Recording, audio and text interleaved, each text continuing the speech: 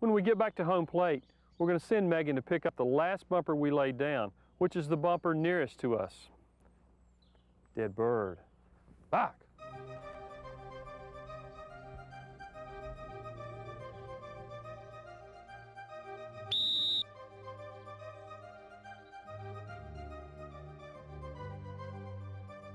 And now we're going to send her after each bumper that we laid down for her to pick up one at a time.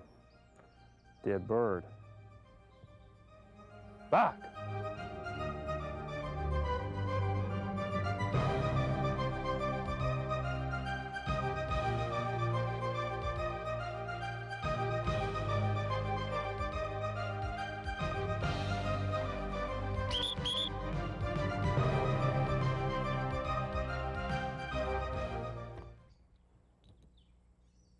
After she's running the line very well, we're going to put all of the bumpers at the end of the line.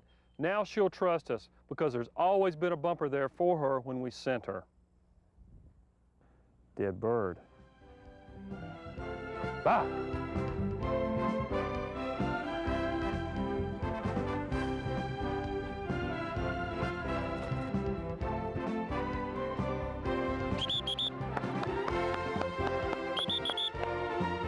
Girl, Maggie. Girl. Sit. Dead bird. Back.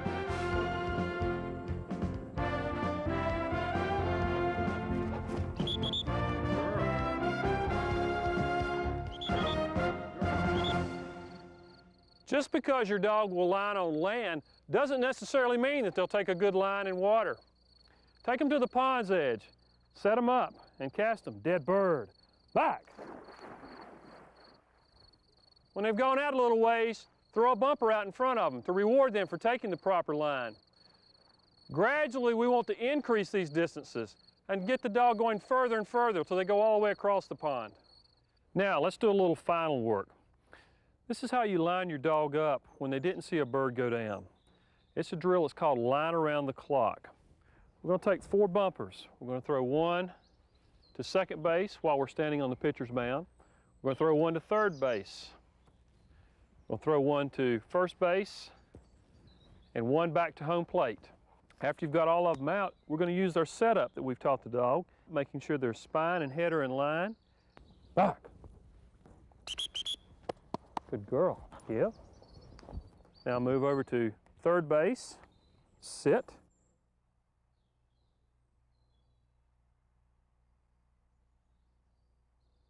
Now we're going to go to first base. Back. Good girl. Yep. Now we're going to add more hours to the clock. We're going to put one out at each place in between first base, second base, and third base. And cast the dog with the setup. Back. Good girl. Heel.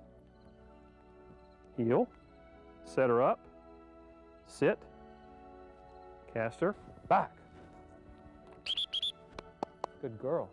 Yeah. Back. Good girl. Heel. Now heel. Sit. Back. Good girl. When your dog can figure out which of the 8 bumpers you want, you can be sure that she'll follow your setup and your line in the water. The last exercise we're going to teach is called double T. Now your dog needs to be very proficient at lining to Philadelphia and baseball before you begin this. Duck heel. We call this drill double T because we mow 2 cross bars across our line to Philadelphia. Heel. You and the dog walk to the end of the crossbar. Lay out a bumper at the end of the crossbar. No, heel. Walk back down the crossbar, laying out bumpers just like you did in the lining to Philadelphia drill. Heel. Now we're ready to start the drill. We're going to get the dog in position. Heel. Sit. Good boy. Now we're going to send him down the line with dead bird. Back. We'll stop him at the first crossbar and cast him from left. Over.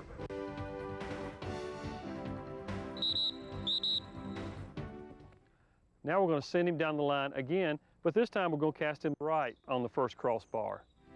Back.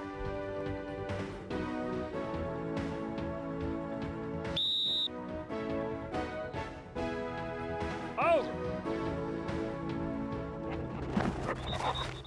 This time we're going to send him down to the second crossbar and stop him and cast him.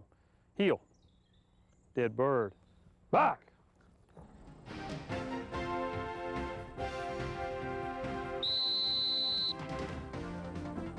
Over. Now each time you send the dog down and stop him at a cross arm, send him left or right until you've picked up all of the bumpers on that cross arm. Over.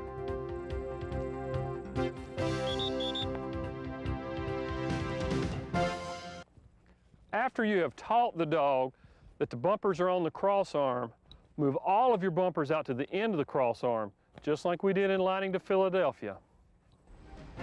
Back.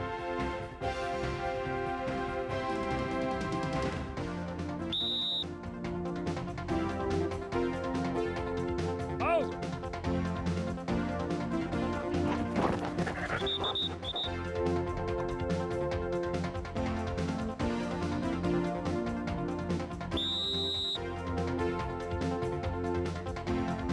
Over.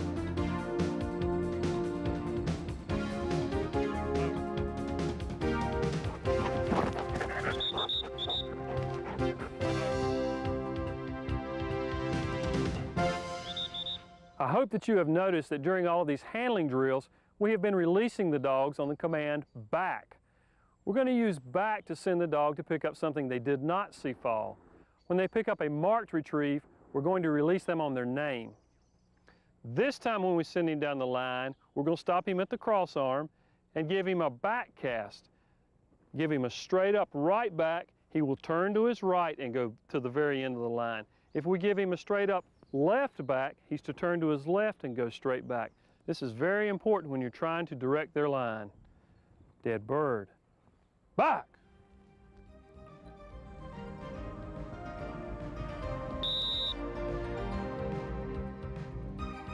Back.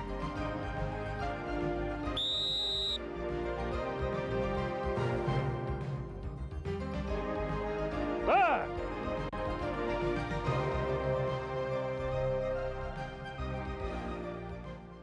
Now this time, we're going to send him all the way to the end of the line. We don't want him to think he's supposed to stop until we blow the whistle. And if you start stopping the dog every time he goes out, he will start stopping on his own. Good boy, here. Dead bird.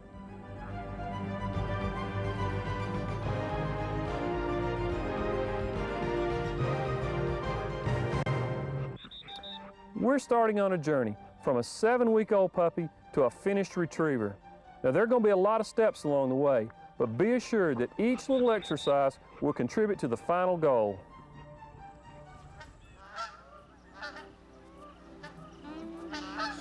Check those guns to make sure they're inside. Get out. This is what it's all about. A man, his dog, and his good friends. The payoff is in the duck blind on the first day of hunting season. Alley cat. 6 drakes? 6 drakes. You glance at your dog and mentally pat yourself on the back. This dog knows her stuff and she's ready to go. Yeah, we'll tell Jill. You're not too tired after all that shooting, are you? Rub his shoulder. All right, guys, let's go to the house. She's your friend. She's a member of your family. Good. And she's a first-rate hunting retriever. You two have done it together. You gotta carry the cooler. Yeah. How many times do you have to shoot at it? Once. I'm only allowed to shoot once. You just got one shot on your gun? No. It's kind of like Barney Fife, just when you got your other Y'all bring this. Yeah. We're jogging. Way to go out. A few hours ago, here was 70 pounds of dynamic energy poised to hit the water on your command. More? Now she's the family pet, Back here bright and early. Time to hanging out until somebody wants to go for a walk. Call Jill up. She's your dog. She's a game dog. First time out with Here's you guys. official duck club. Is that right?